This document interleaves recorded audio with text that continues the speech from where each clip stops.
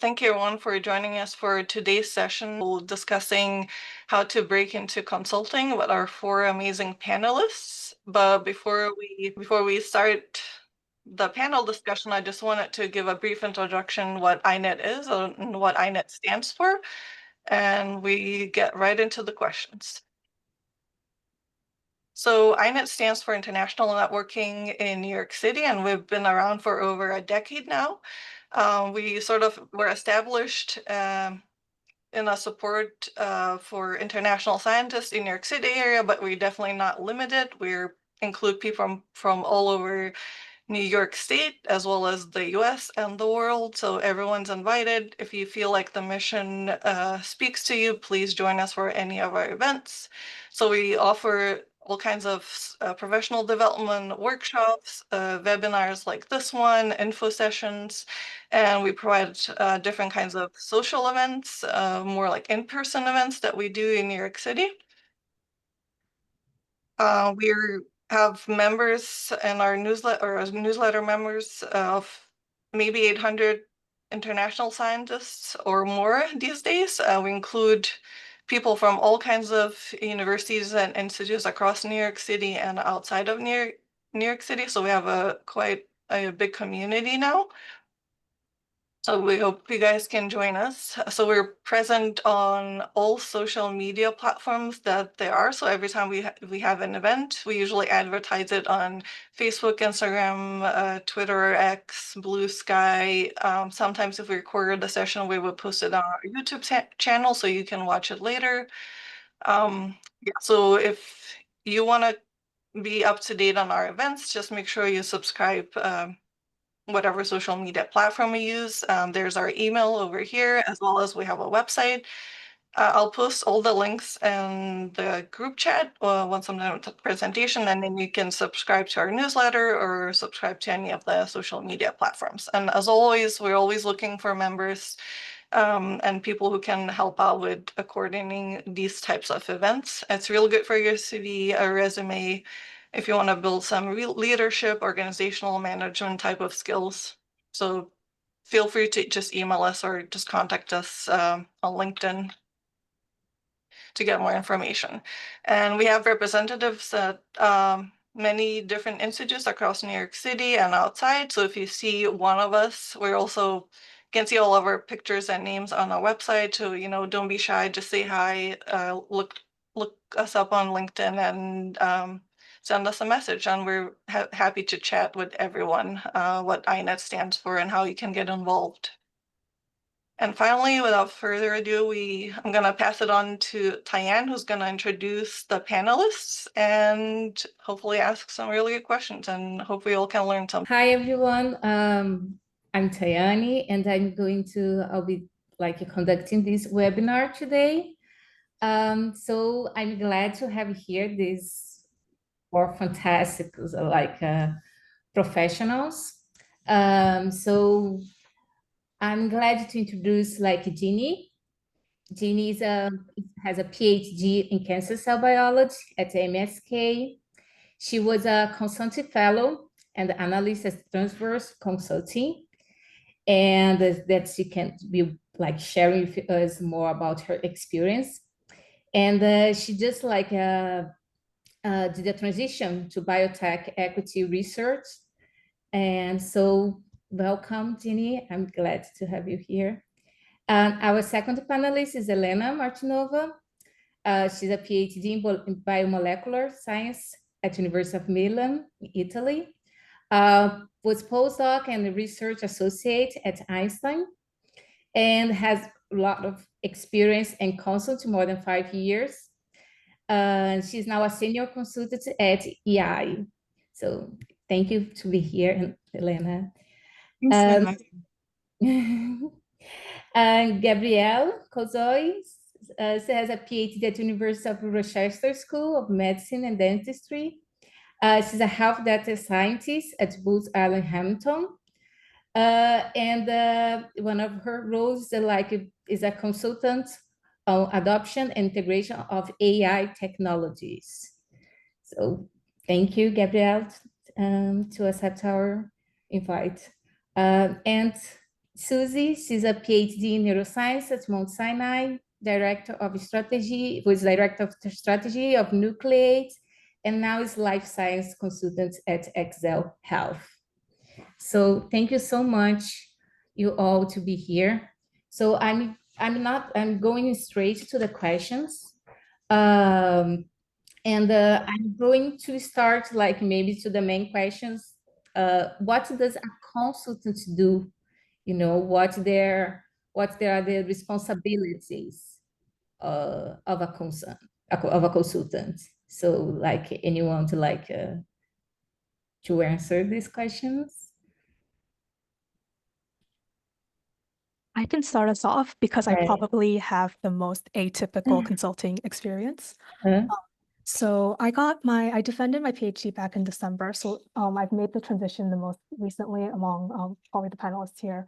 And while I was a PhD student, what I did was I applied to a consulting fellowship at this very small organization called Traverse Consulting Group.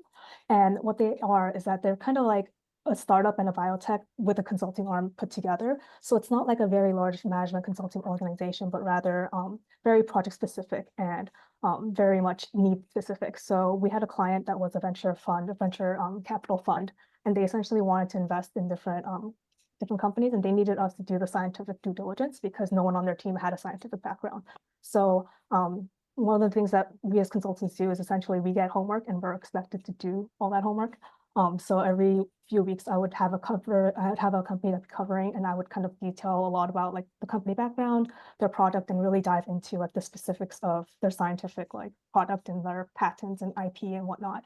But it's a lot of various different things depending on the type of company you're covering. You're gonna have to look at different types of material, depending on the stage of the company you're looking at. You're gonna have to look at papers and whatnot. So definitely it's a big mixed bag of tasks, but it's usually, depending on the role you're in, it's usually geared towards your strengths and your skills. So in the role I was in, they wanted I was in a team of all PhDs. So they just wanted our scientific expertise. And it was a lot of reading and writing, but very much like 2 to 3 week projects that were put together. So yeah, kind of hard to say what one thing does, but definitely just intellectual work while also being able to communicate your opinions.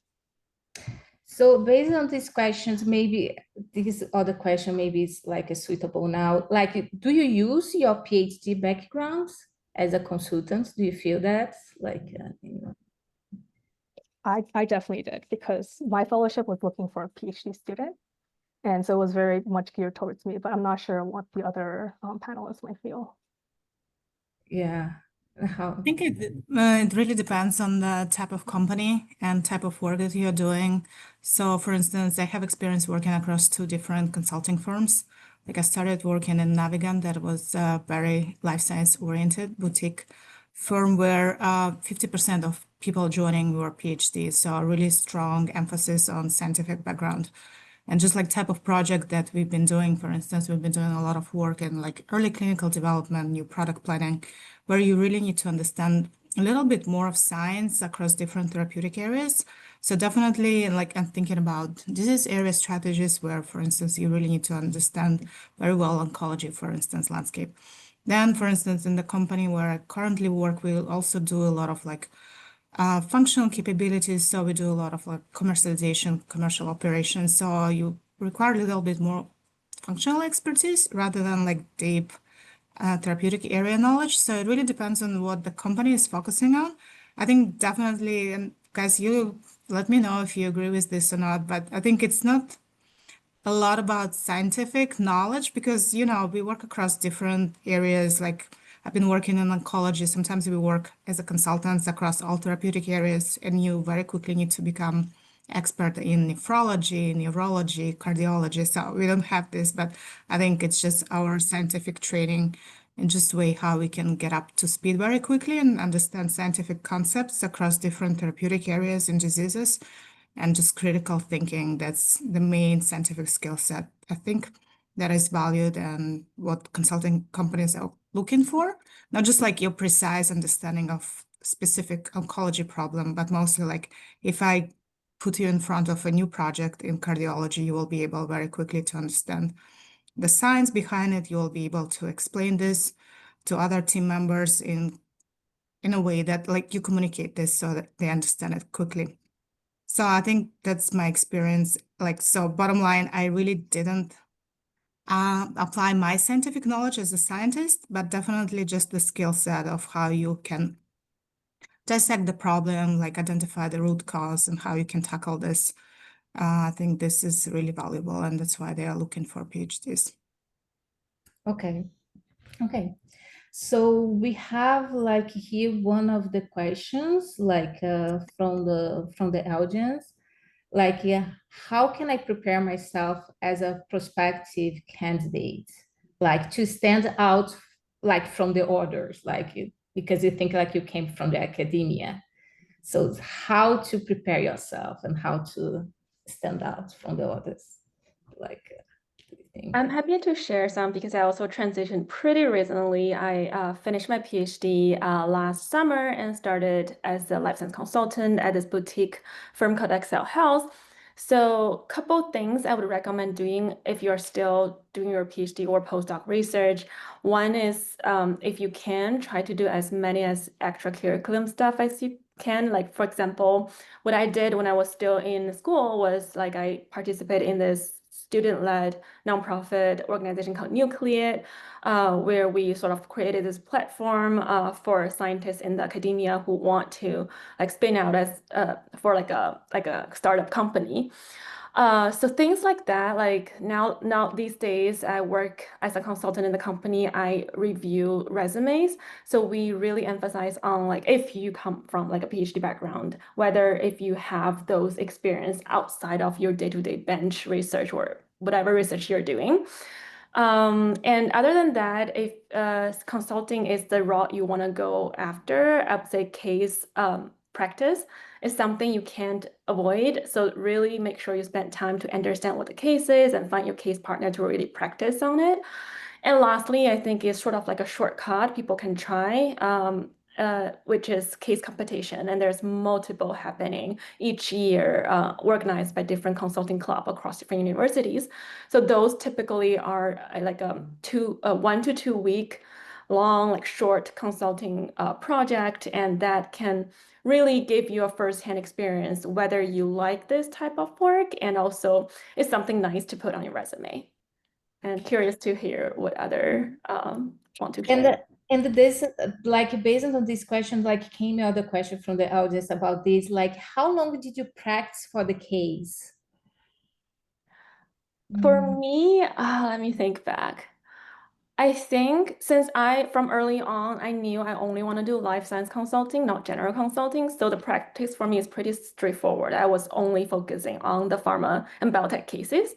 So on average, I would say I practiced 2 to 4 cases each week and maybe a month or so. So basically you want to have like 10 to 20 cases experience at least before you go into your first case interview, ideally. That's my take. Any other one like had other experience like about like practicing like for case, like usually the like was the same amount or no? Okay. Diana, if I I can did- add, I think we also should mention some like behavioral part. So cases are important. I agree with Susie, definitely building your resume, adding all extracurricular activities. Just don't forget about behavioral interviews. A lot of consulting companies, they emphasize it's going to be 50-50. Just how you answer those questions. So I also spent some time practicing. They will throw at you all different types of questions, like how you resolve conflict or any of this. They're equally important when you go through the interview. So just make sure to prepare for those questions as well. Okay. To add on, just it's so related, but there are programs that consulting firms do that are specifically tailored towards advanced degrees holders. So I know all the MBBs do it as well, and it's specifically like a weekend-long program. And if you have a PhD, if you're a PhD student or a postdoc, you can apply to these programs. And the benefit of these programs is that if you get into the program, you automatically pass round 1 of the interviews. So I forgot the names of all of them, but there is a website out there that collects all these training programs. So if you look for the specific ones, I think like for Bain, it's called Advanced, AD, Advanced, AD is capitalized. stuff like this, it's a good way that a lot of people, especially my alums, have broken into consulting. Yeah. Okay, okay, sounds good. Let me see here. There is other question like that came like how did you prepare? We discussed about that. And this is a good, like, when did you start preparing?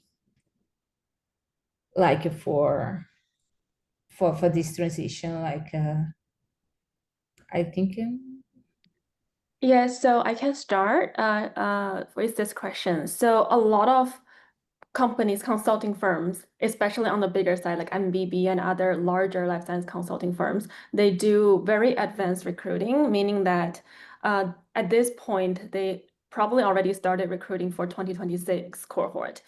So if you're aiming for like bigger companies, you want like big company type of culture, I would recommend start a year and a half before your expected finish timeline for your PhD or your postdoc.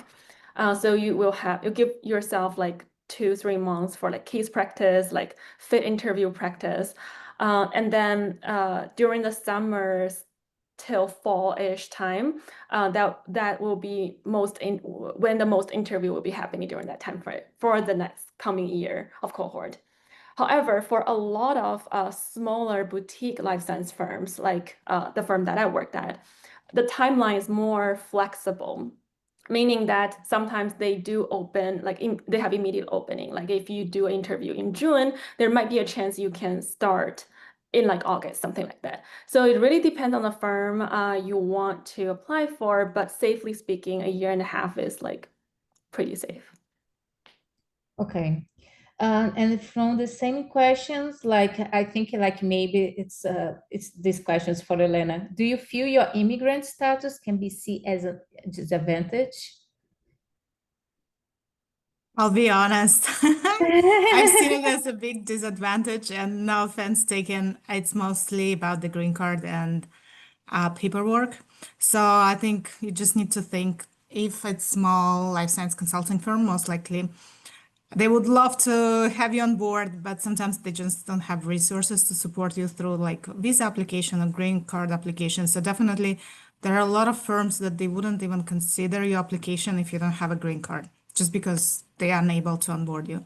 Then also like Ernst & Young, definitely they have a big departments. They're happy to work with you on providing visas, work with you on this. So I'm not saying it's impossible, but it's extremely difficult. And just based on my experience, I really, my like first, there was like a plan, and first ticket item was like to get a green card. So once I got a green card, next day I was like, starting applying like everywhere. So I don't want to discourage folks, but it definitely should be like number one item on your to-do list is to secure your green card before you can apply even for these jobs. Yeah, yeah. Honestly, And like I can add on that, and just to speak for people who like secure a green card is like a long-term goal, is not something you can achieve short-term wise. So if that's the case, really start that communication with a hiring manager or HR from the company about like what's their sponsorship policy, and be upfront with them, like you will need a sponsorship in the future for the working visa. And like really make sure they do have sponsor history, and there's a website you can check. Like if you just search Google like H-1B sponsor history and the given company name, there's a database. You can see in the past years for each year how many H-1B visas they sponsored. And if they don't have any, like maybe they don't worth you to waste your time to just like go through the interview. Yeah. okay, okay. So it's like it, as I see, like everything will depend on the company, like on the firm. But yes, if you have a chance to have the green card, like it's much better. And the same question, how important is the networking aspect?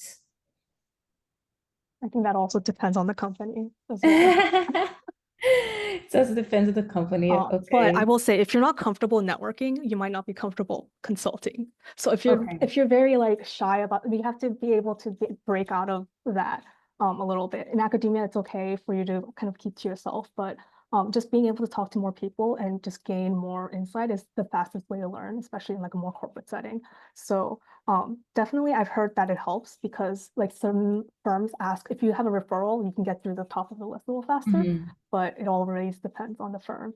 And with like a more boutique area, if someone's recruiting you directly and you have a network with them, that's probably going to yield a lot better success than you just applying through the email. So kind of a mixed bag.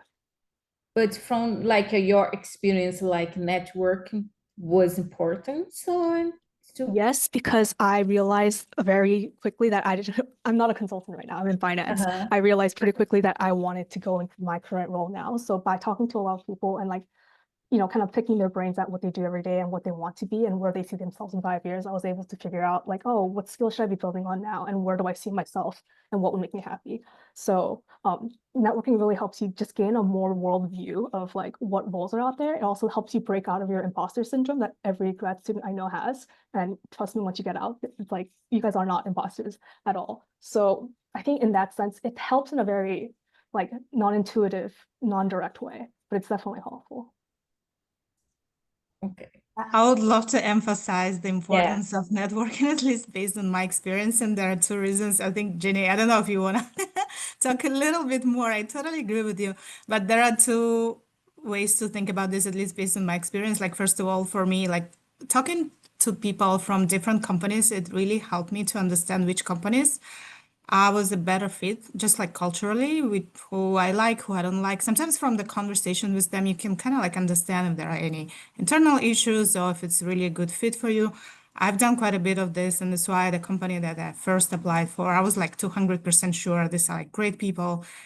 They sponsored us for the competition, like life science competition. I was so like 200% sure I wanted to work for this company, and all this confidence came from that I was like networking, talking to different people from that company for a very, very long time.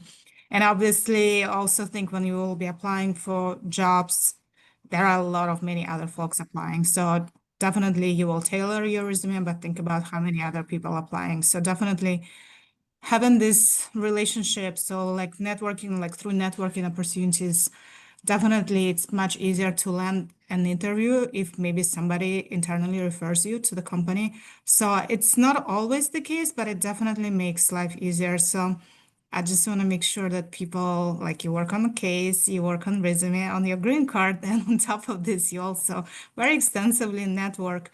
So you can learn about the companies, and it also helps you to talk really freely and confidently why you want to join that specific company. And also maybe potentially you can get a referral. So you can land more interviews. Okay. So basically like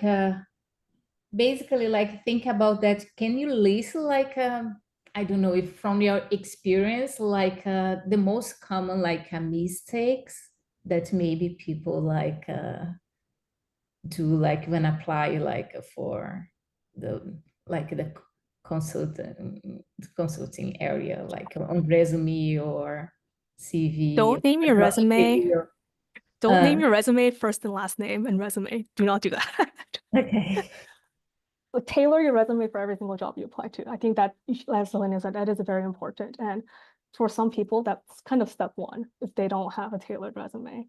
So just for every job application, I would go see which verbs. I feel like there's a lot of schools and a lot of like resources say this over and over again, but go to the job posting, look at the verbs that they're using to describe like your key responsibilities, and then fit that into the first word as your bullet points. So if they want someone that's good at, I don't even know, like analysis, analyzing, make sure the word analyzing is in there, even though it's the difference of 1 or 2 words. Because of how firms use different ATS systems, you want the verbs in there. It also shows that you put in the extra 10 minutes of effort to do that. Okay, someone can like can list like something, some mistake that you usually see.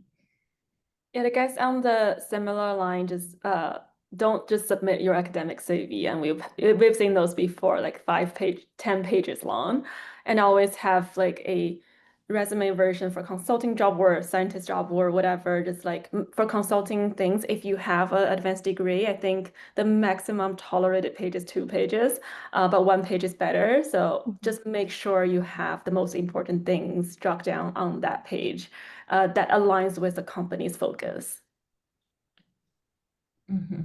Okay. Okay. And that was like from the same question, like or the question that came like is about to reflect on the work-life balance.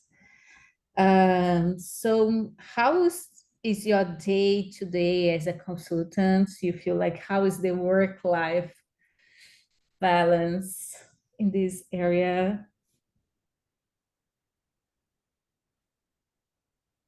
I think it really depends on the firm. Okay. Oh, can you hear me okay? Yeah. Okay, yeah. I think it really depends on the firm. So I'm sure everybody has a unique answer. But I think something that I appreciate about working at a big firm is that there's a lot of resources and there's a lot of different projects and teams.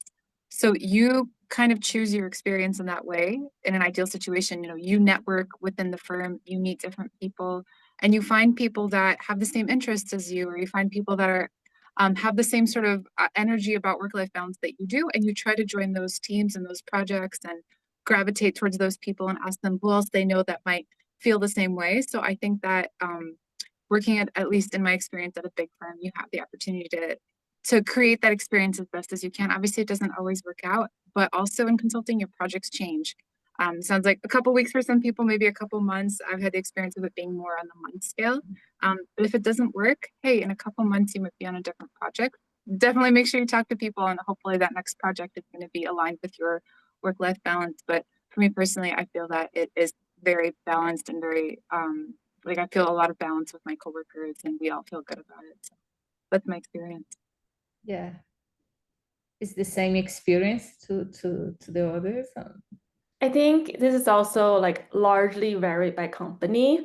And that's also something you really want to talk to people work at the company to decide what type of lifestyle you want. Like there are consulting firms, like they pay really well, but you are expected to work like 70, 80 hours a week. Maybe that's not what you want. And there are firms that pay a little less, but your average working hour is much better, like below 50 hours per week.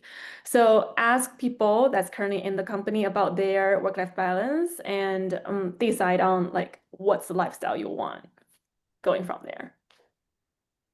Because I'm not in a consulting firm, I feel a little iffy answering this question, but I will say this. I was in the lab at most 8 hours a day. Like I hated being in the lab. In my firm right now, I'm here from 7:30 to 5:30, and I love every second of being here.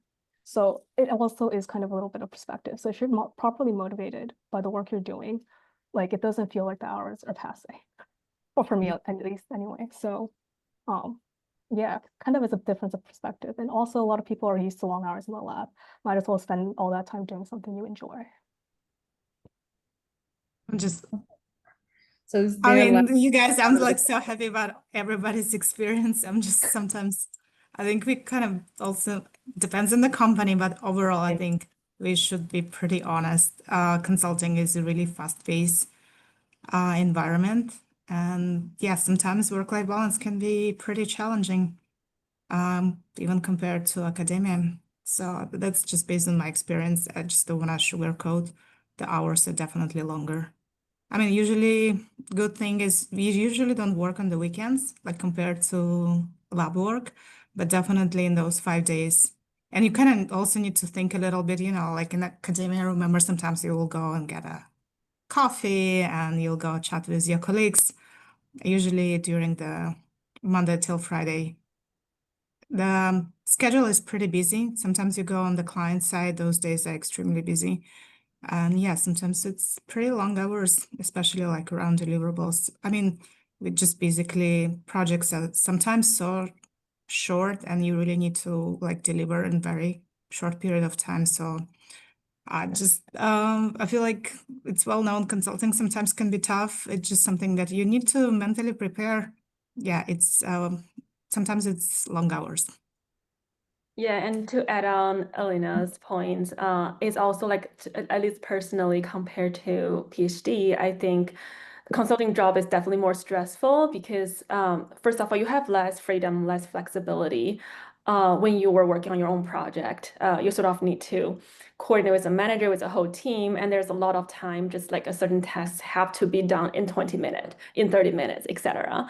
So you always be ready from like Monday to Friday, that something is urgent, it's on fire, you need to put it off. But like again, weekend is 95% protected, so you can really relax over the weekend, and then Monday you'll be like ready again for the fast-paced job. Okay. Yeah, so it's nothing like so bad as the life in the academia. So what is let me see here. Does we have like other questions? This one, like what was like what are the biggest challenge like you face when transitioning like from your PhD to consulting? I think there's one Mhm. thing I wanted to mention in another question as well. So Yeah, it'll fit. yeah, sure. I think so when you're in a PhD or a master's or any kind of program like that, you get used to the idea that you're a professional in your field. So when you're like I was a biophysicist. So when I would talk to a toxicologist, I would assume, well, they know everything about toxicology. I know biophysics. I can't assume I know anything about like bioinformatics. I won't assume I know things about immunology. But when you get into consulting, you are the expert. You can be the expert. You don't have to like that was something I thought, well, I'm not the expert in bioinformatics. It turns out, yes, I am. I can be. I think if you are now prepared, like you did a graduate degree, you are really good at learning things, critical thinking, being creative, and that's your job now. So I think the challenges come in, like it comes in like you need to be creative, you need to be thoughtful, you need to like come up with project ideas. Like no one's going to tell you what to do. Ideally, no one did in your PhD probably either. Now you have learned how to do that. But like you're cultivating the project and you're really moving it forward, and like that's when you really thrive. So keep that in mind. Don't sell yourself short. If someone asks if you can do something, like if you can learn it, if you've you've read papers and you've talked about it and you presented on it, you have like you can really jump in. Do not undersell yourself, I guess is the key thing I think in consulting. 100% agree. What was the biggest challenge like for you, like to when you did like the transition? I think the biggest challenge was actually maybe come back to me. I'll keep thinking about this. I'll build off of your past answer.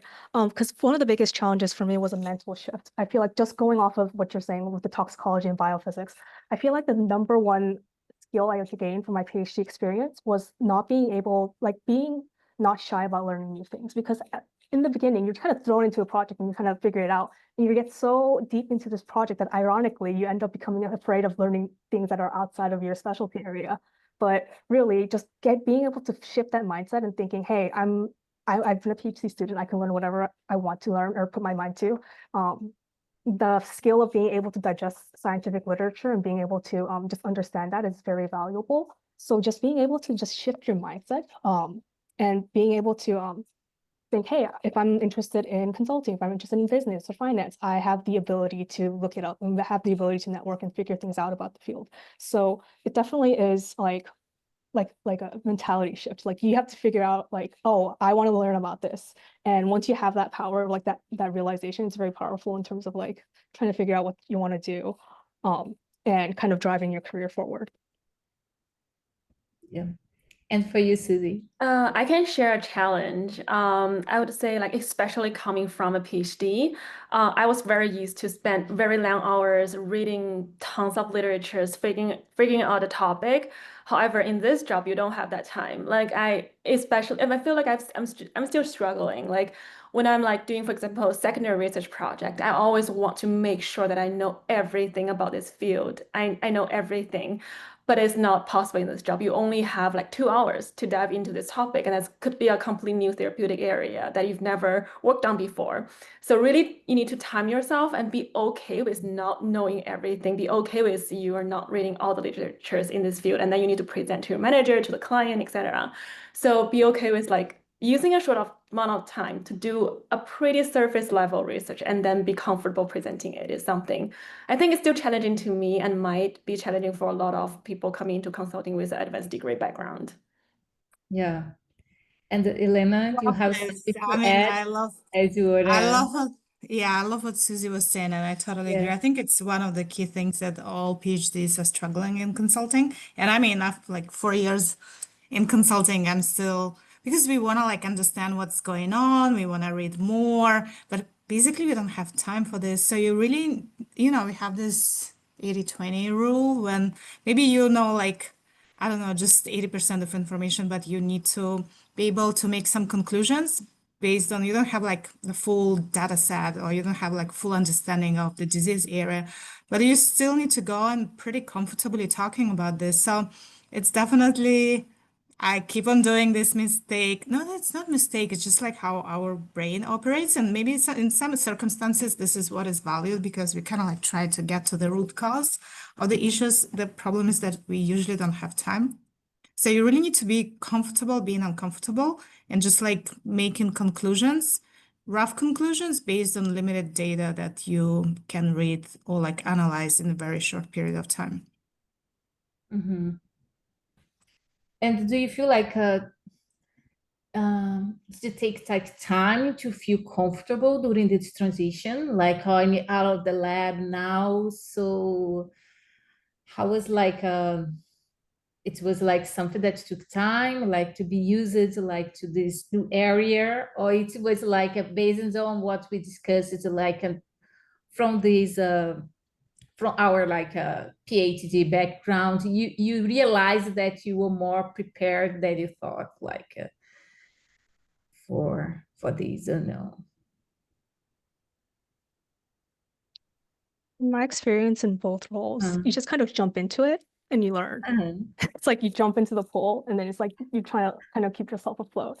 But even though that sounds kind of like scary, if anything, I feel like that's very helpful in getting yourself up to speed. And it reminds me of when I first got like my thesis project and just being expected to have next steps ready. So I guess kind of depends on your personality style, but yeah, I definitely just jumped in. Yeah, good. Just like to jump there and start, not thinking much about it. Just to add on, I think there's another thing just came to my mind that I feel there's a difference between academia and at this job, which is when to ask question. I feel like when I was a student, when I was doing my PhD, we were encouraged to be more independent, like figuring out all the question ourselves, read the literatures, do the experiment, figure it out, take your time. However, in this job is not always encouraged of doing that.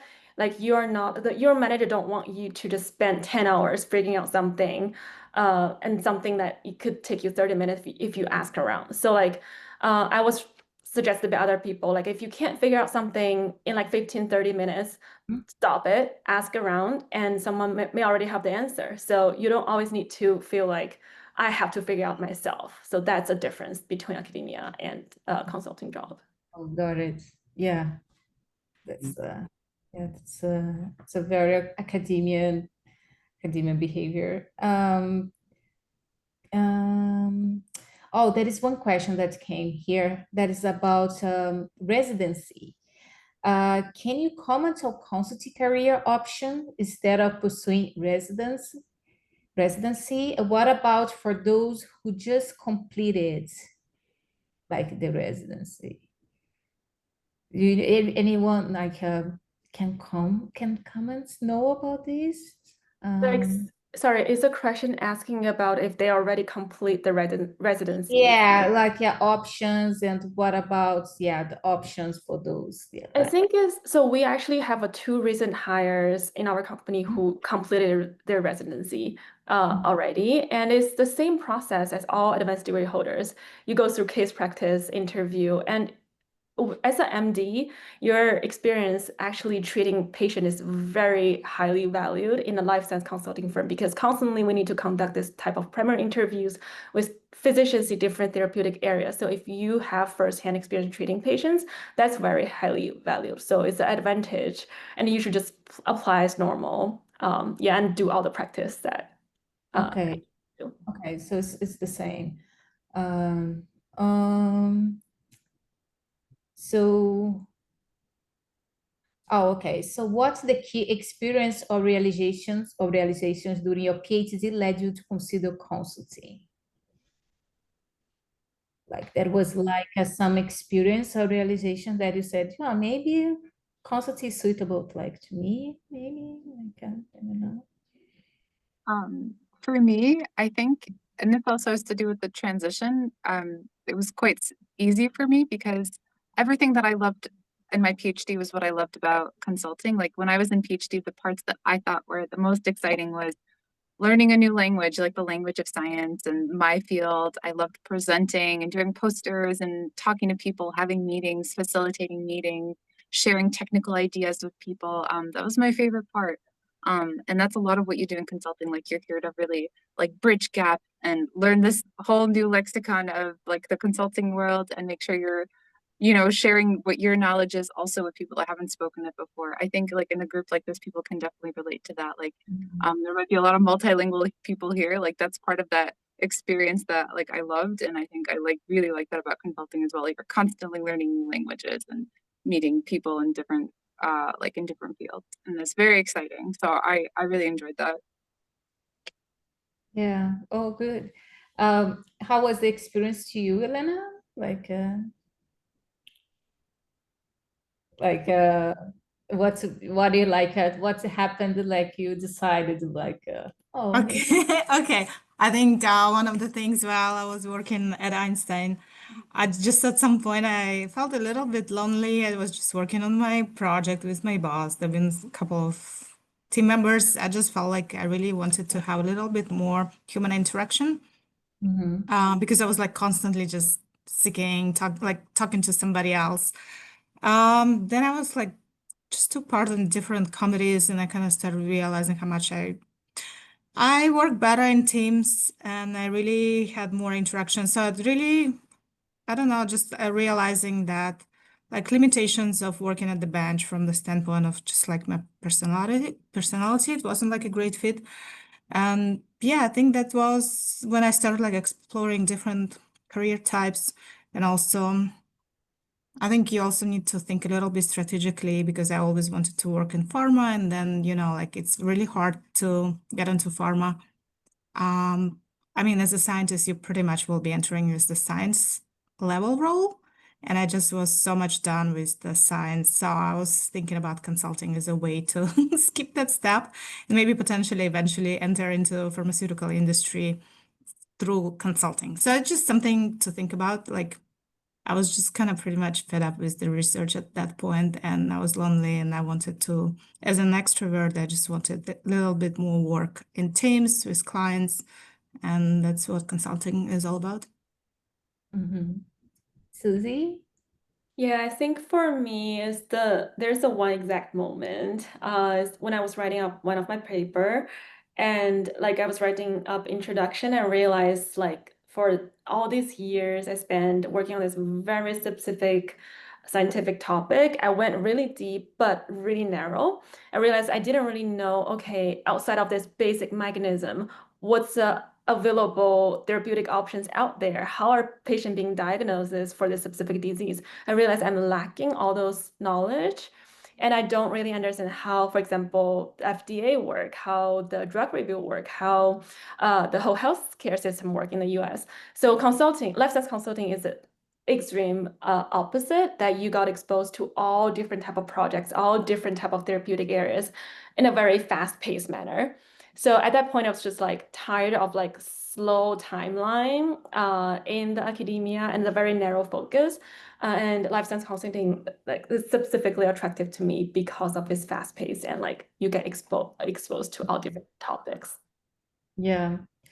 Jeannie, I have like a other question beyond that. Like, I want to hear from you also how was important to do your next transition, like to the health equity. So yeah, so if you can share to us like how consulting, like how you started thinking about consulting and how also this was important, like to to your second transition? Yeah, definitely. I'd say without my previous consulting job, it would have been very difficult for me to land this current position. So for those that don't know, equity research is like it's like a branch of a financial firm, and we kind of feed the research that investment bankers and traders use to make their deals. Um, but definitely something that they were looking for on my resume was work experience, and without any work experience, I feel like just the fact that I didn't have a bullet point there made it more difficult to get past the next steps for a lot of these equity research roles. So just having the position alone by virtue was helpful. But also something I noticed was that during the interview, most of the questions were related to my consulting job, and being able to verbalize exactly what I did and like the process that I took to evaluating companies and then putting together things. They're very interested in learning about like, oh, what resources that was I using and how resourceful I was in my process. So in terms of like that aspect, the consulting aspect gave me a lot of insight into like, oh, you're given a problem, how do you fix it? Or how do you figure it out? And how do you do that in a time period that's appropriate for like a consulting world versus an academic world? So definitely just being able to meet people that were working more in the industry because like I mentioned, it was a venture capital client and they were really working on early stage bio. So just being able to have exposure to that industry was helpful, and being able to verbalize, hey, this is what's important in a company. This is what's important when evaluating a drug or a product or a biologic. So just having that exposure and gaining the confidence and being able to present your own projects is definitely helpful in what led me to my current role. Yeah, it's nice like to hear that's more about that you all described, like interaction, the networking, and all these like you started like gaining like with in the consulting area. And there is one question that is more direct, like about the pay scale. What pay scale should we be asking for? And imagine that our manager, and ask also if the manager like has or not PhD usually. So someone wants to I'm pretty sure nobody will share actual numbers. I mean, first, it really depends on the company. Second, I mean, believe me, you will be surprised for the salary bump once you get into consulting. I mean, again, depends on the company. I think as a PhD, maybe with postdoctoral experience, you can enter at least 6 figures, and then it really depends on the experience. I will not give you any numbers, but it's definitely refreshing after years in academia. But again, I mean, you can call friends. Usually it's something that you don't discuss, or maybe it's something that you can at least start talking to. I wouldn't really ask a recruiter, but sometimes you can like look at the job ads and just see the range. And I think if you go on like Glassdoor or other um, similar websites, you can see at least the range, but it will definitely vary based on your experience, like entry level, if you're entering as a consultant or senior consultant. If you're a senior consultant with experience, for instance, if you've been doing postdoc for a little bit of time, they consider you as experienced hire. So there are a lot of different things, and obviously, is it a large firm? Is it a smaller boutique firm? But definitely the salary is way better than in academia. Yeah. And how to prepare like for the interview, because as these questions like the person like sends this question like asking if the manager like usually like have or not like PhD. I believe not. I don't know if I'm right. So how to prepare like to the interview, like usually what's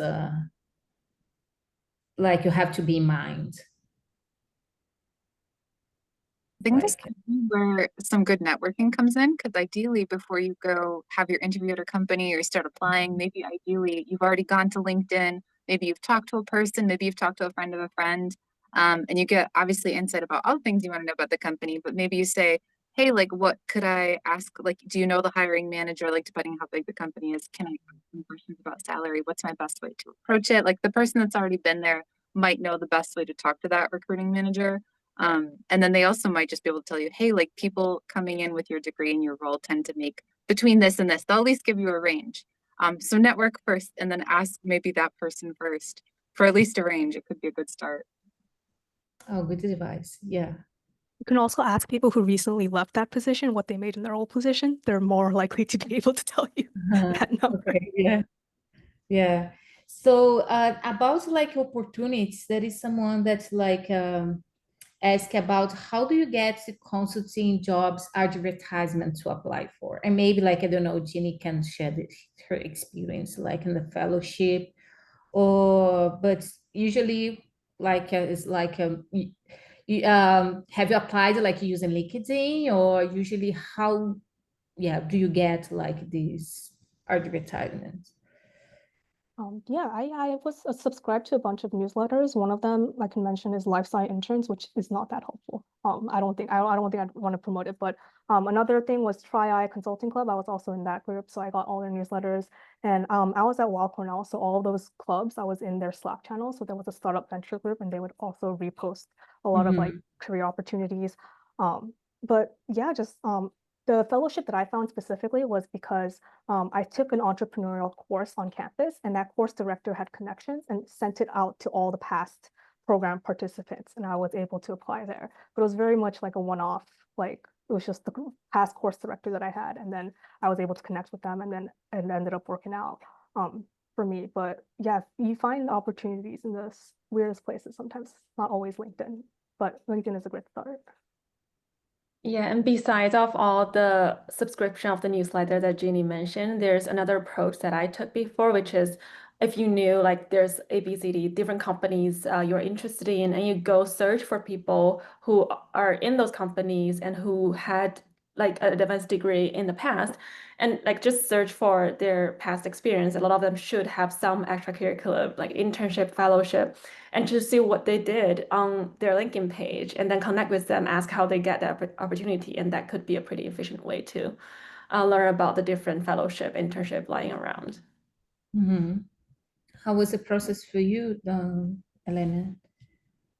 You mean for the interview or like are we talking No, about yeah. internships? How did you apply? Did you use like a LinkedIn or how did you find like the job? I mean, for like all of the jobs have been posted on like companies' websites and LinkedIn and everywhere. Yeah, obviously, I mean, you just, how to say, the thing is like I was networking a lot. So when I was kind of like ready and I already was in touch with recruiters, I just kind of like shoot them emails saying, hey, you know, I would love to give it a try. And they just like, hey, here's the link, go and apply on the website. So, but I mean, the application process is pretty straightforward. It's obviously always better, I think, in my opinion, to go through the either referrals or recruiter or just applying through the portal at the company website. I think one thing that we haven't mentioned, just like coming back to fellowships and internships, a lot of like science companies, they do hiring in cycles. And that's why when they prepare out, really want to give shout out to Tri-I Consulting Club. They really do a great job, or at least they did a great job when I was still a postdoc, inviting a lot of these consulting firms for networking events. And I've learned a lot about the summer programs that sometimes it's like 3 days, weekend. They would invite you for 3 days, and it's kind of like some summer program, just like immersion into consulting. So this is also a good opportunity to participate and get to know recruiters, get to know people there. So, but in terms of like application, once you're ready, it's basically like you upload your resume, you go through like application process. So it's not really a big thing. It's mostly like to secure that somebody will see your resume, that your resume is like very well done resume, and that you have network of people or somebody who can refer you, and that you're ready for the interview. Gabrielle, how was where did you find like I was networking a lot. I actually ended up interviewing for the position I have currently like months before I finished my PhD. So I was starting to look maybe like 8, 9, 10 months before I finished and interviewing for companies. I had heard that sometimes if you interview, they'll hold your spot until you graduate, which turns out is true. That does happen. But I was looking on LinkedIn, but really the way it ended up working was that like through a friend or through a friend of a friend, like I was sending out texts to people I knew to meet people, and I got like an internal referral. Okay. Yeah, from an unlikely, I think someone else is saying this, but it's like, you never know. Like, you know so many interesting people out there, people you might have forgotten about, like check out LinkedIn, text your friends. You don't know who you forgot about, like someone out there is doing something cool. So reach out to anybody. So yeah, so we are, oh my gosh, time flies. We are getting to the end. I just want like to thank you all, like to be here, to accept like to discuss like your area like with us. And any comments, any advice, any final like would you like to share? Or I don't think we have more. Don't be afraid. You guys are a lot smarter than the regular population. If you can do your thesis project, you can do almost anything. Okay. And feel free to reach out on LinkedIn as well. Okay. I think I don't want to like, I feel like we might have scared folks. Definitely it's a process. Like, I'll be honest, for me, it took 2 years to get like fully ready for applying. So it's a big journey, and the green card is always on the way. And it's a lot of preparation and building the resume. It took 1 year. And also, like, I spent a lot of time, like, hey, is consulting a good fit for me? So I was also exploring other career options. It's a process. It's kind of like it's not full-time job. It's like second job in addition to your research. But it's possible. You see, we have like 4 people here on the line. It's a process, but you can get there. We did. And so you can do this as well. So yeah, so you're getting to the end. So so thank you all, like people here that joined this webinar, the INetNYC webinar.